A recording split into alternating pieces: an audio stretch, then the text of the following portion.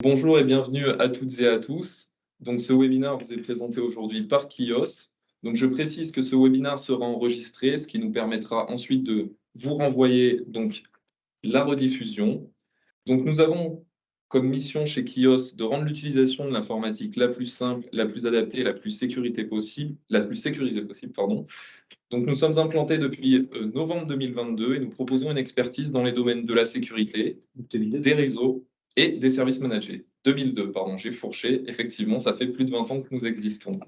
Donc aujourd'hui, c'est plus de 60 collaborateurs Kios répartis dans la Suisse romande et la Suisse alémanique et nourris par une passion et des valeurs communes, à savoir la confiance, la transparence et la simplicité.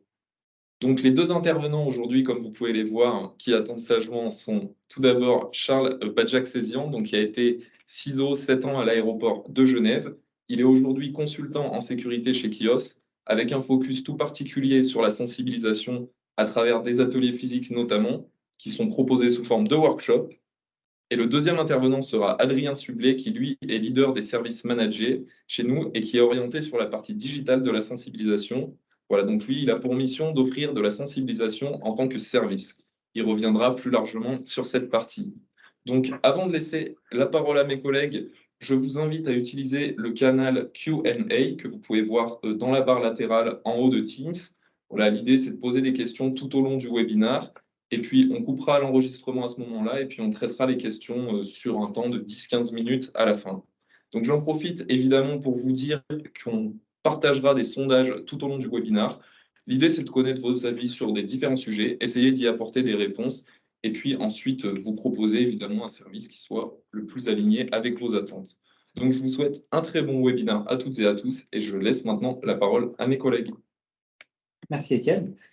Bienvenue à tous et merci d'être présents. Donc, comme Étienne l'a dit, j'ai été responsable de la sécurité des systèmes d'information, ou CISO en anglais, de l'aéroport de Genève pendant 7 ans. Et c'est vrai que la gestion de la sécurité, c'est un enjeu, je dirais, de différentes dimensions. Il y a des aspects réglementaires, conformité, des aspects de process et organisationnels sur la séparation des droits, sur, par exemple, le background check qu'on peut faire sur des collaborateurs quand on les engage. Il y a plein d'aspects de cet aspect-là. Il y a plein d'aspects techniques, évidemment, et on est aussi très bien placé pour le savoir.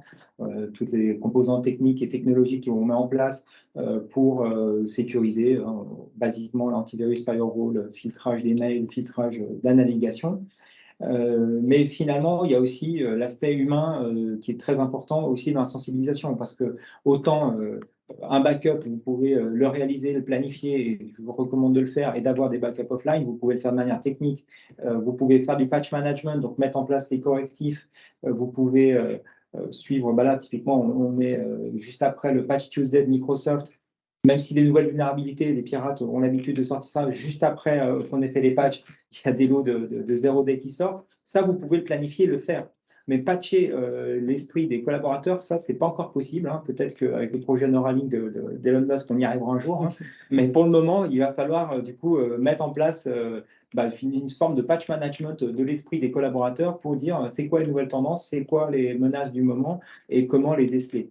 Parce qu'il faut se rendre à l'évidence, les pirates sont aussi essayer d'optimiser leur temps. Et quand on a beaucoup de moyens techniques qu'on met en place d'un côté et finalement on voit qu'il y a des faiblesses côté humain, au lieu de pirater la technique, ils vont pirater l'humain. Et donc, l'énergie qu'on met en place pour justement éveiller les collaborateurs à détecter les menaces, détecter des tentatives de phishing ou d'autres tentatives comme le talonnage pour entrer dans les bâtiments ou d'autres manières de les compromettre d'une certaine manière, l'énergie qu'on peut mettre, c'est la sensibilisation. Et donc, on doit répéter, tout comme on fait du patch management régulier, il faut faire du patch management régulier des collaborateurs.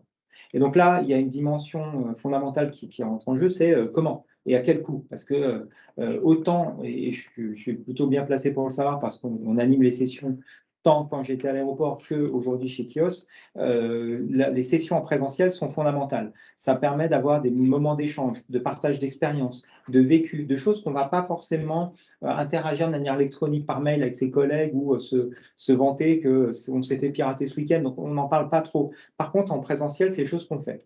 Le présentiel, c'est bien, mais logistiquement, c'est aussi un enjeu et comment c'est engageant pour vous aussi d'organiser ça. C'est un coût aussi, c'est vrai, même s'il est clairement amorti. Par contre, faire du présentiel tous les trimestres, tous les semestres, tous les ans, ça représente quand même un autre enjeu financier et c'est là où la plateforme e-learning va prendre le relais. Donc, notre recommandation, c'est vraiment de partir sur du présentiel initial pour créer un peu l'électrochoc émotionnel de l'enjeu et de comment ça se passe du côté pirate, puis de suivre après avec une plateforme e-learning. Et là arrivent d'autres défis. Quel contenu? Quelle fréquence? Comment les choisir, et après comment les tester. Et c'est tout un tas d'enjeux qui déroulent en fait de cette plateforme e-learning. Et c'est là où moi, je vais passer la parole à Adrien qui va un peu développer ces sujets-là. Merci beaucoup, Charles. Vous partagez du coup notre présentation. Charles, tu peux me confirmer que tu vois bien le... Oui, je vois, c'est très bien. Parfait. Vous pouvez aussi faire des petites corrections dans Teams si jamais pour bien confirmer que vous aussi vous voyez bien. Merci beaucoup, Charles, pour ton introduction. Comme tu l'as dit, effectivement, la sensibilisation dans les organisations, c'est un réel enjeu. Et voilà, depuis quelques années, on essaie de se mettre un peu dans les bottes des organisations qui font face à ces défis. Et on a imaginé un peu les contraintes et les problématiques auxquelles vous faites face dans différents types d'organisations. La première, c'est évidemment le temps. Organiser une sensibilisation, ça prend beaucoup de temps quand on la réalise en interne. Quelle méthode choisir? Comment faire vivre la sensibilisation au sein de votre organisation? Déjà, le fait de l'imaginer et de le concevoir est très chronophage. Évidemment, après, mettre en plan de formation, c'est quelque chose qui s'étale sur la durée. Donc, c'est quelque chose de récurrent. C'est une activité qui va vous consommer du temps sur la longueur. La sensibilisation, c'est essentiel, évidemment, mais la mesure de l'efficacité de cette sensibilisation, c'est essentiel aussi. Il faut être sûr qu'elle se veut vraiment impactante, qu'elle a un effet positif sur l'organisation. Il faut régulièrement venir mesurer la capacité des utilisateurs au niveau de leur résilience face aux menaces sécurité. Et la sensibilisation, c'est évidemment une activité de long terme. Non seulement il y a un besoin de pouvoir faire un petit rafraîchissement des thématiques et des enjeux aux utilisateurs, mais aussi les menaces évoluent. Tu le sais bien mieux que personne, Charles, on est toujours face à de nouvelles tendances, de nouvelles méthodes exploitées par les hackers. Donc, on se doit d'informer les utilisateurs sur l'actualité et sur les menaces émergentes. Donc, le temps est le facteur le plus problématique, je pense, pour les PME. Ensuite, bien évidemment, la capacité. Si vous décidez de vouloir organiser votre sensibilisation vous-même à l'interne, avez-vous en interne des ressources qui sont suffisamment matures sur les thèmes de sécurité pour pouvoir organiser cette activité, pour pouvoir la faire vivre et pour être adéquat? Serez-vous capable de définir les priorités et les enjeux, de bien définir quels sont les points les plus critiques et de cibler du coup les thématiques les plus prioritaires? Et puis, bien sûr, après, la partie animation, quoi. L'animation au sein de l'organisation, c'est, j'ai envie de dire, presque un vrai métier, dans lequel vous allez devoir être précis au niveau des sujets, la méthode, la manière dont vous allez les aborder. Voilà, pas être à côté, typiquement, du point le plus critique, de l'information la plus vitale à donner à l'utilisateur. Et évidemment, la notion de savoir l'animer. Continuer à susciter l'intérêt auprès de vos utilisateurs, c'est pas forcément évident. Donc, toutes les PME, ou même toutes les organisations au sens large, ne sont pas forcément dotées en interne des capacités pour pouvoir faire fonctionner vous-même l'activité de sensibilisation.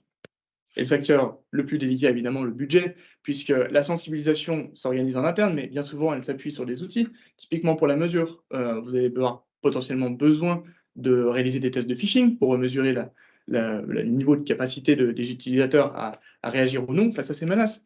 Peut-être vous utilisez sur des outils qui vont peut-être permettre de réaliser l'apprentissage. Donc tout ça, c'est un coût, peut-être d'achat, peut-être de souscription sur le long terme, et évidemment aussi un coût opérationnel. Ça prend du temps, donc forcément, c'est de l'argent. Plusieurs solutions. Les kiosques le proposent d'ailleurs. La sensibilisation en présentiel fonctionne très bien. Elle est très impactante. Charles, tu en fais beaucoup. Tu vois du coup les résultats et les feedbacks que tu as de la part des utilisateurs qui sont souvent très positifs. Oui, tout à fait. Les propos, d'ailleurs, en fait, c'est la mixité de ces domaines-là que tu as évoqués. C'est que ils me disent, et texto, c'est la première fois que je comprends un informaticien de quoi il me parle. Et donc, souvent, dans une PME, en fait, on va avoir une personne qui est un peu chef d'orchestre de toute la technique. Et en fait, la vulgarisation des éléments techniques, c'est aussi une autre compétence. Et donc, quand on multiplie les casquettes, en général, c'est aussi compliqué de faire passer les messages parce qu'à un moment donné, on hérite de la casquette de technicien et qu'on le veuille ou non, après, quand on vient passer d'autres messages, on dit ouais, mais c'est de la technique, c'est pas pour moi. Et donc, à trouver les bons messages, c'était un véritable enjeu. Tout à fait. Et bon, comme je le disais, c'est très efficace, mais la problématique, c'est que ça s'effectue souvent, si je dis pas de bêtises, plutôt en petit effectif, Oui. plutôt en petit comité pour que ce soit le plus impactant possible. Et le fait de reproduire du coup cette activité régulièrement, ça devient assez coûteux. Il ne faut pas s'en cacher.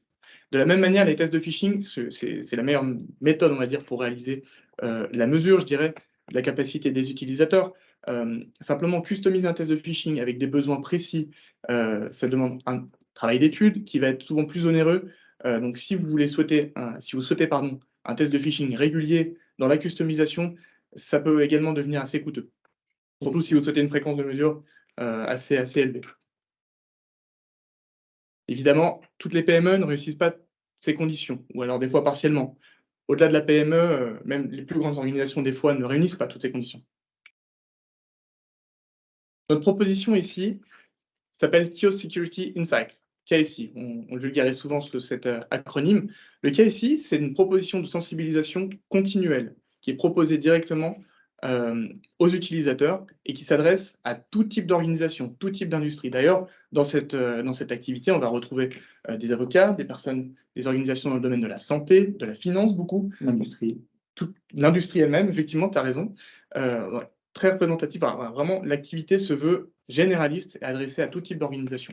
Et aussi tout type d'utilisateur, dans le sens où, dans une organisation, vous allez retrouver une maturité, on va dire, variable, selon les différents profils d'utilisateurs que vous rencontrerez. Notre objectif, c'est d'utiliser des méthodes et des contenus qui vont être les plus ludiques possibles et les plus informatifs pour que même les personnes qui sont à la pointe, on va dire, dans votre organisation ne soient pas forcément lassées de l'exercice de la sensibilisation et pour évidemment faire profiter au maximum ceux qui ont le plus de lacunes et tirer parti le plus possible de la valeur ajoutée sécurité qu'on peut proposer. Voilà notre objectif du KSI. L'objectif, c'est de vous libérer cette notion de temps dont on vous parlait, puisqu'on s'oriente directement auprès de l'utilisateur. L'ensemble de l'activité sensibilisation est directement en front avec l'utilisateur. On essaye de vous limiter la charge, vous, décideurs, management, enfin vraiment toutes les couches intermédiaires avec lesquelles on a l'habitude de dialoguer.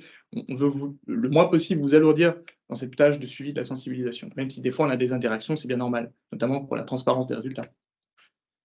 Le KSI exploite la variété de capacités opérationnelles qu'on propose chez Kios. Vous allez voir un petit peu les différents types de contenus qu'on propose.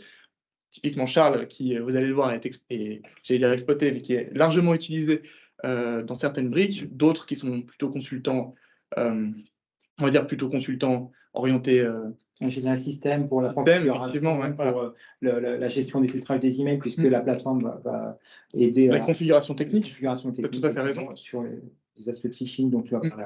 La conception des cursus, puisque évidemment, voilà, le fait de concevoir, c'est peut-être, à mon avis, le plus gros défi, concevoir quelque chose d'efficace, donc à notre charge, la sélection régulière, tout ça basé sur notre, évidemment, expertise sécurité, qui est notre cœur de métier. Évidemment, face à toutes ces menaces, ce qu'on voulait absolument éviter, c'est de proposer quelque chose qui n'était pas abordable. Voilà, notre offre est vraiment économique. Ce qu'on cherche à faire, c'est vraiment vous proposer une valeur ajoutée sécurité maximale pour vraiment une offre économique. Comment est-ce qu'on arrive à ces fins-là? Simplement en proposant du standard. Ce qu'on cherche à faire avec l'offre KSI, c'est pas aller vraiment aux profondeurs, au détail de chaque utilisateur, c'est de proposer quelque chose de standard qui va vraiment donner une forte valeur ajoutée sécurité pour combler 95% de vos besoins et faire augmenter la maturité globale de votre entreprise. On ne cherche pas à viser les 5 derniers pourcents pour l'instant, qui évidemment on pourra compléter avec d'autres propositions, mais l'idée c'est que pour une offre économique, on va vraiment faire monter la maturité globale de sécurité de votre organisation. Comment fonctionne le KSI? En 4 étapes, tout simplement. E-learning. On propose aux utilisateurs un cursus e-learning que l'on va leur adresser trimestriellement. Chaque trimestre, ils vont être invités à participer du coup à des modules de sécurité que l'on va leur fournir, que l'on va sélectionner et leur envoyer. Voilà, un effort d'une quinzaine de minutes. Phishing test. Évidemment, la mesure, c'est très important. Vous allez le voir, j'en parlerai après. Je vais détailler chaque brique une par une. Le tout réalisé avec notre plateforme KnowBe4, qui est un prestataire mondialement connu. Je ne sais pas si vous en avez déjà entendu parler, mais qui est en tout cas le leader dans le domaine de la sensibilisation, en tout cas en tant que plateforme. Alors, juste un instant, il y a un petit sondage qui est arrivé. Vous pouvez interagir et répondre. Donc, sur la durée idéale d'un training de sécurité en ligne par trimestre, selon vous. On vous donnera notre proposition après. Autour de ces axes e-learning et phishing, toute la gestion de la plateforme, comme je vous le disais, est opérée par Kios. On s'occupe de tout pour vous et on vous fournit toute la transparence sur les résultats au niveau aussi bien e-learning, phishing et toutes les autres valeurs intéressantes qui peuvent être transmises à vos organisations. Et on vient finir de compléter la partie apprentissage avec des newsletters sécurité qui sont rédigés par nos consultants sécurité. Décidément, Charles, tu t'occupes beaucoup du KSI, puisque Charles aussi s'en occupe au niveau de cette rédaction et de la sélection des thèmes. Donc, on va vous donner des exemples de newsletters qui sont adressés, encore une fois, directement aux utilisateurs finaux. Ouais, justement, parce que voilà, un des défis, malgré tout, c'est aussi de continuellement communiquer. D'un côté, il y a la partie, je dirais, sensibilisation à travers le contenu e-learning, mais de l'autre côté, bah, en fait, on va pouvoir communiquer soit des fois des conseils de bonnes pratiques, soit des fois sur l'actualité, soit d'autres fois sur bah, des enjeux d'entreprise, sur pourquoi on fait telle ou telle chose pour telle raison. Et le tout, en fait, assiste la démarche sécurité de l'organisation et évite que les collaborateurs cherchent toujours les workarounds de comment accéder à ce site qu'on m'a bloqué. Un petit focus sur l'e-learning, du coup. La plateforme est vraiment simple et intuitive. C'est notre volonté. On veut pas créer le moindre frein auprès de l'utilisateur. C'est une plateforme toute bête dans laquelle l'utilisateur va retrouver la liste de ses e-learning que l'on lui a mis à disposition. On s'occupe du cursus, comme on l'a dit. On fait cette sélection, cet envoi. Excusez-moi. L'envoi. Ouais, je vais prendre le relais. Je vais prendre le relais. Donc, effectivement, on fait une sélection, nous, trimestrielle de nouveaux contenus. On a fait ce choix du trimestriel aussi pour pas surcharger non plus, en fait, trop communiquer pénalise la communication initiale. Donc, la fréquence qu'on a choisie, c'est trimestriel et également sur une durée limitée. Et donc, on va voir, je crois que c'est juste là que tu as la durée qu'on annonce, 15 minutes. Quand je regarde les résultats du sondage, 68% des personnes présentes recommandaient 15 minutes, bah, c'est le choix qu'on a fait aussi. Donc, on est plutôt aligné avec les attentes, effectivement, en termes de sensibilisation. Tout à fait, effectivement, on ne veut pas alourdir l'effort. On fait vraiment une sélection de contenu pour que la valeur soit la plus adéquate possible, sans forcément vraiment demander une charge trop lourde à l'utilisateur. M'excuse. L'objectif de cette plateforme de sensibilisation, enfin de ce cursus de sensibilisation, c'est de balayer les thèmes de sécurité essentiels sur un cycle de 2 ans. Chaque utilisateur, du coup, dans une durée de vie de 2 ans, sera confronté à la majorité des thèmes de sécurité les plus essentiels pour les organisations et pour assurer un bon niveau de protection. C'est pour ça qu'on a le temps. Il ne faut pas non plus surcharger. Il ne faut pas que ce soit trop pénible pour les utilisateurs et qu'on y va par touche de 15 minutes d'effort trimestriellement sur un cycle de 2 ans, du coup, pour accomplir cet objectif. Comme je vous le disais, on cherche le plus possible à chercher de vous éviter à perdre du temps. C'est pour ça qu'on s'adresse directement aux utilisateurs lors des annonces de ces e-learning. On s'adresse à eux par email, comme je peux vous montrer l'exemple à l'écran, dans lesquels on les invite à participer à ce cycle de formation et les raisons pour lesquelles c'est important. Voilà, c'est très simple finalement. Les utilisateurs ont simplement à cliquer sur le lien pour se rendre sur la plateforme. Dans le cas où les utilisateurs ne suivent pas correctement et en temps les sensibilisations, ils sont invités avec des emails de rappel à parcourir ça. Donc, alors, voilà. Là, les messages, ils sont tout petits, mais en gros, vous avez un message où on se met d'accord sur le format de communication et les utilisateurs, bah, voilà, ils identifient que c'est un message de « je dois aller me former » et on peut déterminer les modalités de clic directement ou de « je me connecte via l'intranet sur la plateforme d'e-learning où j'aurai un nouveau module à disposition ». Je vais en profiter pour vous présenter rapidement la plateforme.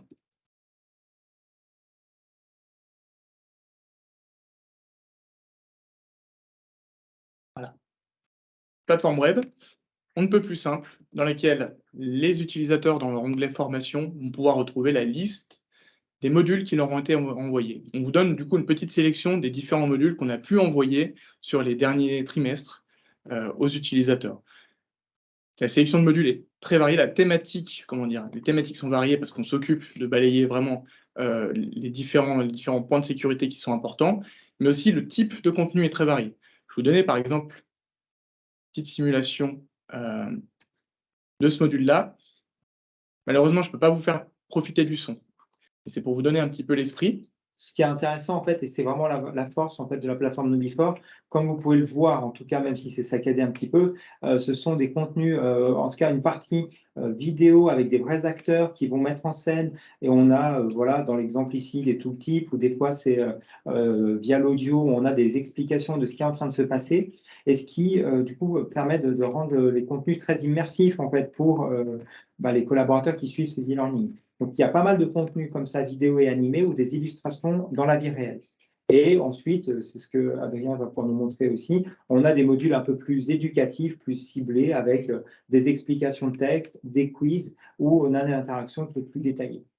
Ce qu'a dit également précédemment Adrien, c'est concernant le cursus. Donc, je vais juste reprendre également ce point. C'est que, comme vous voyez, là, ici, c'est pour la démo, on a cumulé un certain nombre de modules. La réalité, c'est que comme vous allez avoir un certain nombre de contenus qui vont arriver, chaque nouveau collaborateur, il pourrait se retrouver avec une dizaine ou une douzaine de modules. C'est ce qu'on va éviter. On va éviter ça. Donc, on a uniquement un module socle qu'on va proposer qui est vraiment assez large, un peu plus long, mais j'ai envie de dire pour le premier, c'est acceptable. Et il va aborder, c'est le module que tu es en train de présenter d'ailleurs, Spot de fiche, qui va faire le tour de tous les signaux, je dirais, d'alerte qu'il faut détecter. Par la suite, mais ça, je vous le garde pour le petit suspense, on verra que ce module il va être utile pour d'autres raisons. Ouais, tout à fait. Comme je disais, il y a une grande variété de types de contenus. Je ne peux malheureusement pas vous faire parcourir tous les types de contenus. Il faut savoir qu'on met bien volontiers à disposition des plateformes de démonstration à nos clients, sur votre demande. Il n'y a aucun problème. On peut vous fournir ça pour vous donner un peu une idée de la variété des contenus. Voilà, par exemple, celui-ci qui est plus une évaluation qui va nous permettre de collecter le niveau de préparation, donc un quiz, sur les différentes thématiques de sécurité et qui peut, par exemple, nous permettre de vous exprimer un peu les faiblesses qui peuvent exister. Par exemple, les thèmes de sécurité peuvent être classés. On peut typiquement identifier que les capacités des utilisateurs à créer des bons passwords peuvent être mauvaises. On peut, du coup, vous faire un peu la lumière sur ce point-là pour insister davantage sur ces thématiques. Voilà. Je vais passer pour la plateforme parce qu'il y aura vraiment beaucoup à dire, mais sachez qu'on peut vous fournir une démonstration sans aucun problème. Alors, dans le temps qui nous est imparti, on va essayer de dérouler la présentation sur un peu les différents sujets et si intérêt ou vous souhaitez plus de précision, on restera à votre disposition pour faire des rendez-vous plus personnalisés. Tout à fait. Donc, vous l'avez compris, l'e-learning, la volonté principale est d'accompagner les utilisateurs pour augmenter leur niveau de préparation. Il s'agit maintenant de la mesurer. Raison pour laquelle on vous propose 2 tests de phishing par année dans cette activité globale de sensibilisation. Les contenus sont adéquats. Les contenus sont vraiment sélectionnés pour fonctionner avec votre organisation, comme vous allez pouvoir le voir dans les exemples que je vais vous donner par la suite. Une rémédiation a lieu en cas d'échec. C'est Voilà. à quoi tu faisais référence? Oui, Pierre, je précise, il y a un deuxième sondage qui vient de partir. On va voir si notre fréquence qu'on a choisie pour faire les tests de phishing correspond aux attentes. On reviendra là-dessus. Effectivement, la rémédiation en cas d'échec, donc je vais redévelopper ce point, c'est que voilà, on fait les tests de phishing. Qu'est-ce qu'on fait par rapport aux gens qui ont cliqué ou qui n'ont pas identifié le message de phishing? Nous, notre proposition, c'est que ce module initial qui est un peu plus long et qui fait le tour de comment identifier en particulier les messages de phishing, et il est vraiment détaillé dans le sens où tous les signaux en fait sont pointés, sont expliqués, sont développés. Il a 2 intérêts. Le premier intérêt, c'est que il est complet. Deuxième, c'est qu'il correspond au même message que nous on donne en sensibilisation, même si les mises en scène et ce qu'on présente nous dans les formations présentielles sont plus riches. J'ai envie de dire, ça, c'est en résonance. Et donc, au moment où on identifie qu'un utilisateur a cliqué, il va être automatiquement inscrit à repasser ce module-là. Après, on pourra déterminer entre vous ou nous ce que vous préconisez sur le mauvais cliqueur à répétition permanente. Et ça, c'est un autre problème qui n'est pas un problème e-learning ni de formation, mais qu'il faudra adresser au sein de vos organisations. D'où la nécessité de réaliser des mesures. Effectivement, la remédiation est très importante, mais la transparence sur le résultat est très importante également. Donc, on vous partage ces résultats au fil au fil des tests de phishing qu'on réalise pour vous. On essaye d'analyser cette tendance, justement, et d'essayer de typiquement identifier s'il y a un même utilisateur ou un groupe d'utilisateurs et à chaque fois peu vigilant au niveau des thématiques pour prendre des mesures additionnelles. Donc, on viendra, comme je vais vous montrer plus tard, venir vous conseiller sur un certain nombre d'actions potentielles à ce niveau-là. Je vais vous fournir quelques exemples de phishing qu'on a pu faire par le passé assez récemment. Je donne l'exemple d'un email pour un document à signer avec DocuSign, une solution que vous connaissez peut-être. L'utilisateur est invité à cliquer, évidemment. Ou alors plutôt pour les organisations plutôt organisées il y a peut-être de l'Active Directory ou ce genre de choses, avertissement d'expiration du mot de passe, l'utilisateur est invité à le changer ou alors cliquer ici pour le conserver.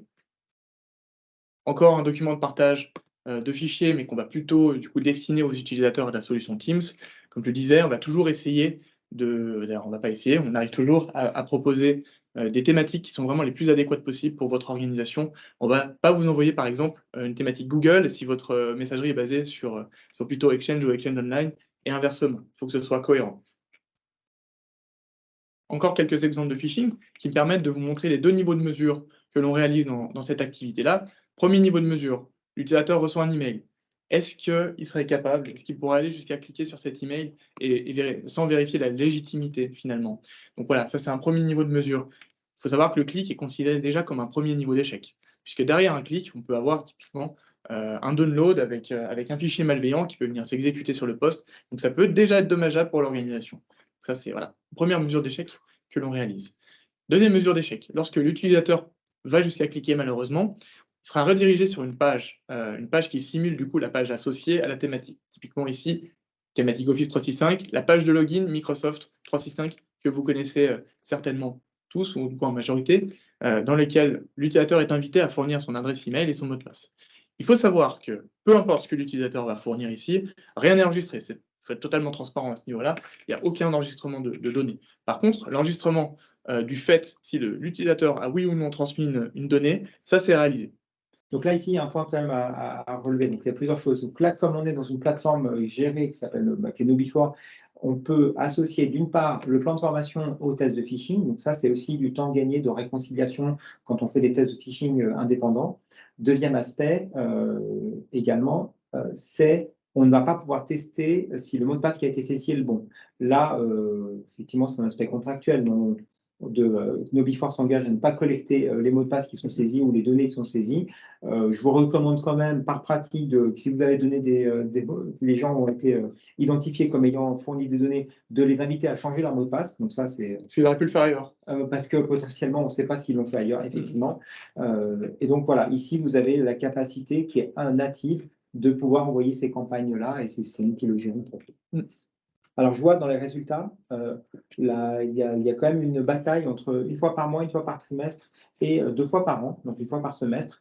Il y a un équilibre de choix, donc on a une diversité. Donc, on va voir si notre fréquence que nous proposons vous conviendra. Je le disais encore tout à l'heure, on va être le plus adéquat possible. Si votre organisation est basée sur la messagerie, le système de messagerie de Google Apps, voilà, le système d'entreprise Google, évidemment, la même activité se produit, mais de manière adéquate, avec un email orienté Google et une landing page, comme on l'appelle dans le domaine, orienté Google également. Les thèmes choisis se veulent le plus adéquats, et je me répète. Une fois après avoir envoyé un test de phishing, c'est évidemment très important de vous tenir au courant vraiment des résultats de cette activité-là. Vous recevez systématiquement un rapport que l'on vous fournit, qui est le plus succinct possible. En fait, on veut vraiment aller à l'essentiel, on ne va pas vous noyer d'informations sur finalement le résultat de ce test de phishing. Sur combien d'utilisateurs testés, combien y a-t-il eu d'échecs, quelle était la difficulté, quel était le pourcentage de clics et le pourcentage de passeports donnés. Et ce qui est intéressant du fait d'exploiter la même plateforme KnoBe4 pour la partie learning et la partie phishing, on fait systématiquement la corrélation entre un bon ou un mauvais résultat de suivi d'e-learning avec le résultat du phishing. Donc on fait une analyse sur cette fameuse e-learning, justement, encore une fois, spot de fiche, ce module initial dont tu parlais, pour valider ou non valider, justement, que les learnings ont bien porté leurs fruits, ont eu un effet positif. Je vois tout de suite une objection dans l'esprit des gens, mais en fait, ça me paraît trop succinct. Mais moi, si je veux plus de détails, qu'est-ce que tu nous proposes? Je vais te faire les propositions. J'en profite à chaque fois, d'ailleurs on en profite, je parle en nom propre parce que c'est souvent moi qui les adresse. Je fais un point de situation sur la situation, sur l'e-learning, sur l'avancement des utilisateurs sur la plateforme pour vérifier que vous n'êtes pas en train de vous endormir, évidemment. Du coup, je vous alerte si c'est le cas. Et je vais essentiellement surtout me pencher sur votre cas finalement. Je vais essayer d'analyser la tendance. Je vais essayer de vérifier si la situation des clics de phishing n'est pas à la hausse. Je vais essayer de vérifier et de vous proposer par exemple, des mesures additionnelles en cas d'échec avéré qui perdure. Voilà, je veux vraiment venir vous alerter sur les différents risques qui peuvent exister, qu'on pourra capter au sein de la solution KSI. Je vais vous partager typiquement aussi les différents résultats pour analyser une tendance. Voici par exemple en bas à gauche les différents phishing qui ont été réalisés pour une organisation. Donc là, on peut voir que le niveau de phishing et le niveau pardon, d'échec qui est exprimé ici en pourcentage est malheureusement autour des 25-20% de manière permanente. Dans ce cas-là, voilà, systématiquement, j'alerte l'organisation et je lui propose des mesures additionnelles pour aller plus loin. Et effectivement, et là, enfin, je veux dire, on ne peut pas demander à la plateforme à un moment donné, il y a une limite humaine et il y a des enjeux organisationnels qui vont prendre le relais. Il est clair que nous, on va vous alerter, on va déjà le vérifier, le superviser et vous transmettre et alerter spécifiquement que là, on a identifié un cas problématique. Après, on traitera organisation par organisation avec vous sur les recommandations de qu'est-ce qu'on fait dans ce genre de situation. À un moment donné, il n'y a pas de magie, on a des utilisateurs. Vous pouvez dire de conduire, de respecter les vitesses à tout le monde, on met des amendes sur la route, ça n'empêche pas qu'il y a toujours des amendes qui sont mises avec des excès de vitesse. Pour compléter avec ce que tu disais, Charles, il y a plusieurs possibilités, effectivement, comme vous déléguez un accès à la plateforme. Vous avez vous-même accès à la plateforme pour aller voir en temps réel, ou alors au niveau des phishing passés, quels étaient les résultats. Comme je vous montre en bas à droite, avec les différents résultats d'une organisation précise. Vous pouvez aller voir, du coup, dans chacun de ces tests de phishing, les résultats individuels, donc qui a cliqué et qui a donné son password. On peut voir ici la notion clicked et data entered, qui va être relative à la notion du password. Évidemment, encore une fois, l'idée, c'est toujours d'observer un maximum de bienveillance à ce niveau-là. C'est de ne pas stigmatiser les utilisateurs qui ont pu échouer, mais plutôt d'identifier ceux qui échouent de manière perpétuelle, parce qu'ils n'ont potentiellement pas compris la nécessité d'un apprentissage et vraiment de la protection face au phishing, ne comprennent pas forcément les enjeux. Donc, ça peut être une opportunité pour insister auprès d'eux directement. Bah, ça, c'est exactement sur ces points-là que quand on fait la formation en présentiel, on a des interactions avec les gens et on se rend compte qu'il y a deux dimensions en fait, du côté finalement sensibilisation. C'est la compréhension des outils techniques et de toutes les modalités d'utilisation de ces outils techniques. Et finalement, derrière, on nous teste et on nous envoie des tests de phishing. Et il y a des aspects de sécurité, puis il y a des aspects outils technologiques. Et en fait, on se rend compte, et ça peut être une recommandation, par exemple, qui peut sortir des analyses que tu proposes, c'est de se dire, en fait, vous devez mieux former les usages des outils technologiques, ce qui est normal, ce qui n'est pas normal, pour que les gens, en fait, ils comprennent lesquels sortent de ce contexte et lesquels sont des phishing et lesquels ne le sont pas. Et ça fait partie de l'éducation, en fait, qui dépasse les aspects de cybersécurité, mais d'apprentissage d'outils technologiques.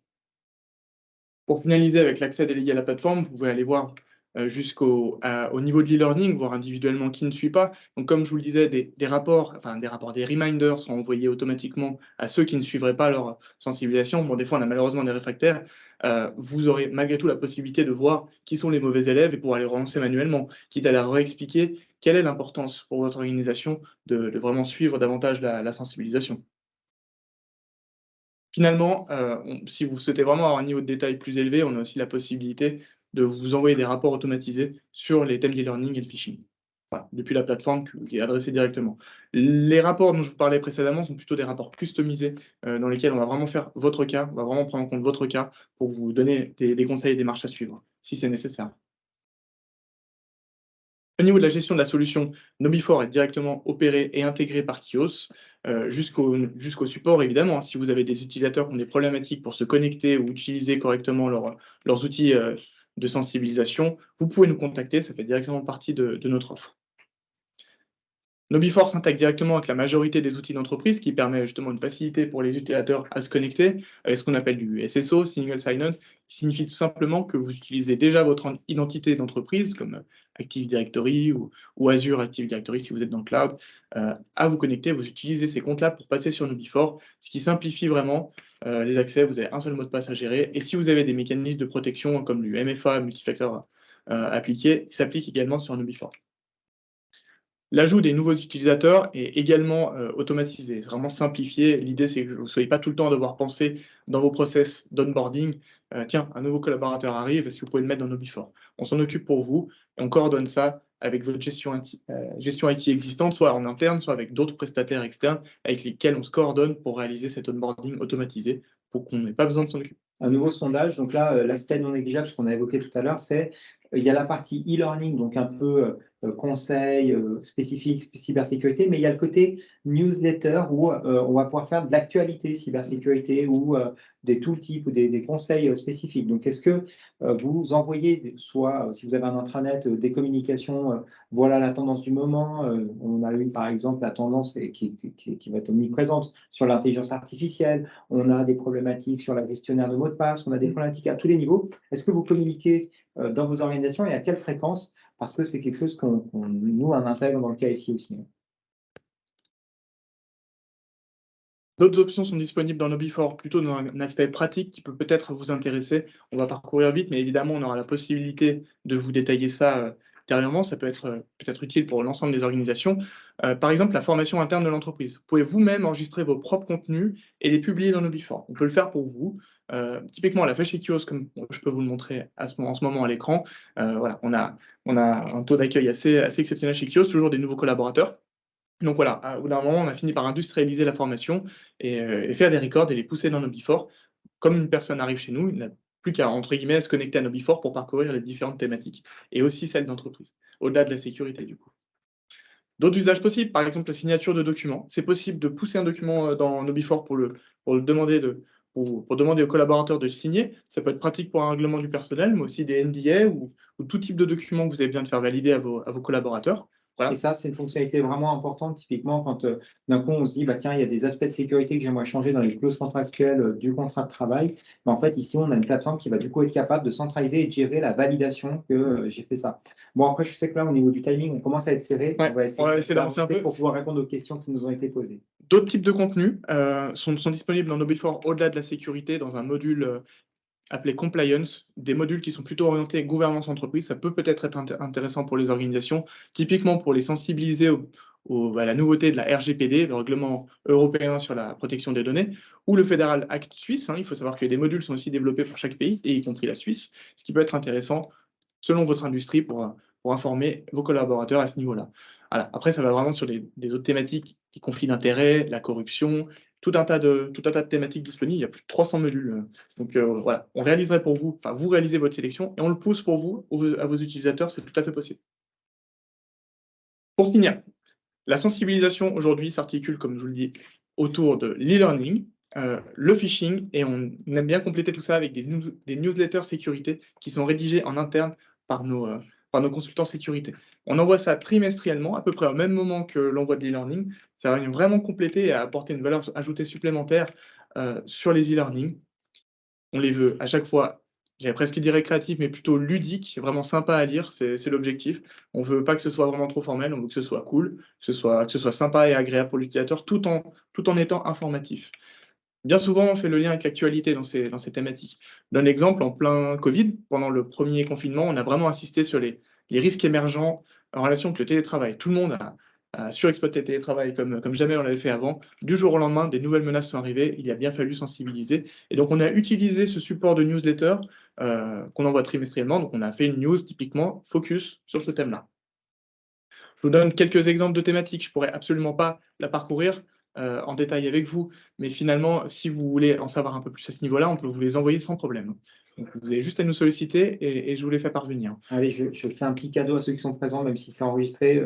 La prochaine newsletter, le pitch, c'est 21 nouveaux emojis. Si jamais vous avez suivi concernant la mise à jour sur iOS qu'il y a eu dernièrement, on fait le lien entre la cybersécurité et le fait qu'Apple communique sur un lot qui avait beaucoup de correctifs et 21 nouveaux emojis. Et en fait, on utilise ce côté ludique pour aborder le sujet du patch management, par exemple. Ils cherchent vraiment à motiver voilà, les gens. On sent bien que les gens ne sont pas forcément ultra intéressés par les thématiques et les failles de sécurité. Donc finalement, Apple est obligé de mettre en avant les nouveaux emojis pour passer.